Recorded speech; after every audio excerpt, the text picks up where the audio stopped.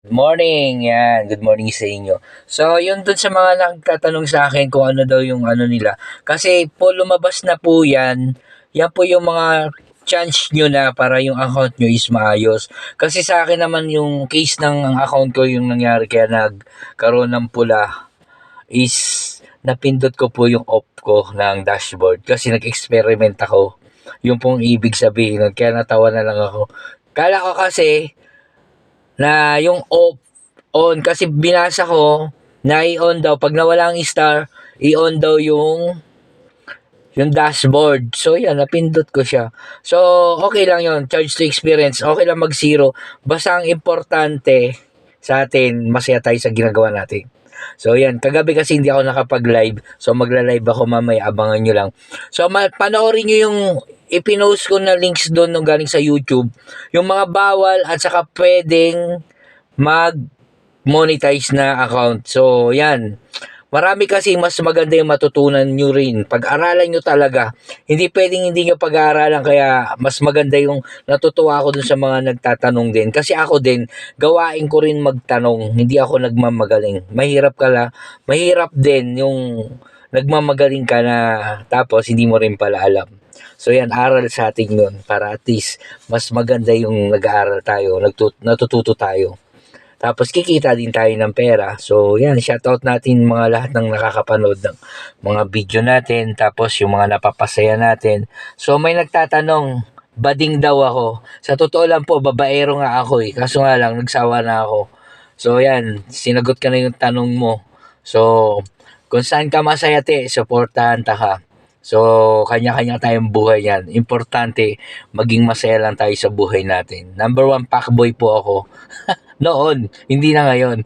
Pero kasi, gastos lang yan pag nang babae ka. Totoo yun, gastos lang. Kasi hindi pwede pagka nang babae ka, wala kang pera. Kailangan, pag nang babae ka, may pera ka. So, kailangan ipunin na lang natin. Ganon din naman eh. Magsariling sikap na lang tayo. So ayan, shout out natin sa inyo sa lahat man sulok ng mundo. So marami po tayong matututunan sa mga paggawa ng reels, sa paggawa ng video.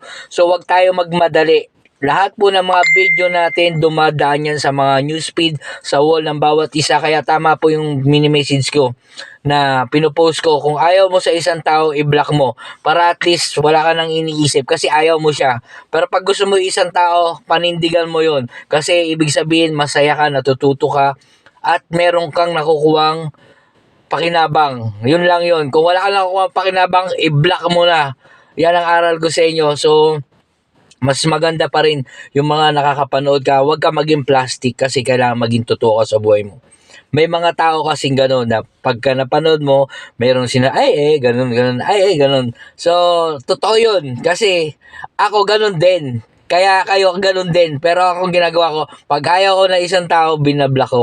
Para at least, wala ka nang iniisip na ito na dumadaan siya lagi sa newsfeed mo, sa wall mo. So, para lesson na rin to sa inyong lahat. Kaysa naman yung parang sarili mo, niloloko mo pa. Magpakatotoo ka lang para at least maging masaya yung buhay mo. Kahit saan ka pumuntang lugar, at least kahit sino napapanood mo, pag ayaw mo. Pag gusto mo, gusto mo. Pero ang importante doon, wala kang natatapakan na tao. Kasi ikaw may sarili kang isip, may sarili kang desisyon sa buhay. So sa akin lang naman, payo lang naman yon para at least yung kalooban mo gumaang. Kasi minsan, parang naisip mo, isang tao na to umaasenso, parang ikaw naman, ayaw mo siya umasenso kasi gusto mo ikaw din. 'Di ba? Pero mali 'yon. Dapat kung maasenso isang tao, matuwa ka.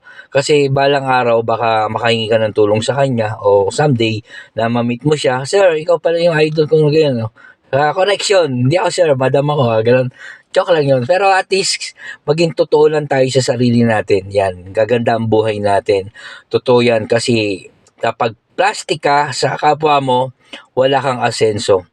Tandaan nyo, pag ikaw is natural sa isang tao, tuloy-tuloy ang inyong blessing. Kasi, totoo ka. Lalo niya, shoutout ko, tignan mo yung sa boss ko. Marami nagpapagawa sa kanya ng mga sasakyan. So, hindi ko na i-mention yun, pero at least dati ko siya nakasama. number one ano din yun. Basta ganun-ganun lang kami.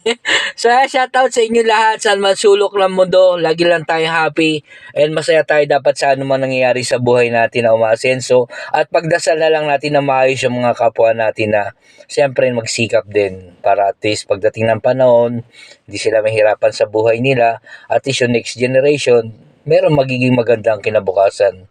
So, yun na lang ang ating mga maipapayo.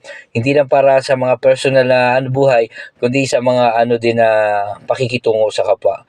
Kumbaga, meron tayong mga na-experience, meron tayong nalalaman na kung ano yung mga dapat nating gawing tama at huwag tayong makagawa ng mali sa kapwa. Yun lang po. At least, meron tayong pag-asa sa buhay. Chance natin to. Kaya huwag kayo mawawala kung ano man yung mga nangyayari sa mga account nyo.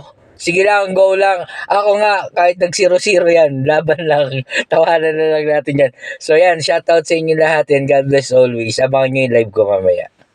Biyernes ngayon, kaya dapat nakapag-ahit na kayo.